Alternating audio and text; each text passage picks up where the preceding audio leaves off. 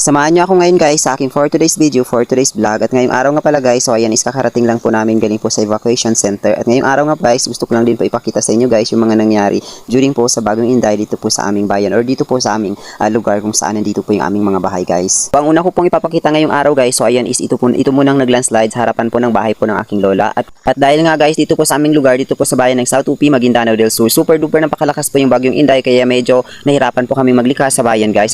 At dahil nga guys, super lakas nga ng landslide or super lakas ng tubig guys or yung ulan guys, kaya naglandslide po dito po banda sa harapan po ng bahay ng aking lola guys. At muntika na din yung bahay ng lola ko guys is matamaan po ng malaking bato guys. Kasi galing po sa taas guys is medyo pong mayroon pong mga malalaking bato na nagilid po siya guys papunta po sa bahay po ng aking lola. At bunti naman guys, yung dalawa kong lola at saka yung uncle ko guys is safe po sila. Kaya super nahirapan kami maglikas papunta po ng bayan guys kasi yung Bagyong Inday guys, tinamaan po kami guys dito po sa bayan ng South UP, Maguindanao del Sur. Nag-start po siya guys is ng gabi, kaya gabi pong nagbaha dito po sa aming lugar. Kaya super duper nahirapan kami guys at buti na lang guys is naagapan po kami ng rescue. At dito po guys sa aming lugar is mayroon po sa taas po, medyo po sa taas mayroon pong falls at mayroon pong malakas na tubig, kaya super duper nahirapan po kami guys at buti na lang talaga guys is mayroon pong nag-rescue. Kung hindi, ewan ko na lang, baka maging kwento na yung buhay namin guys.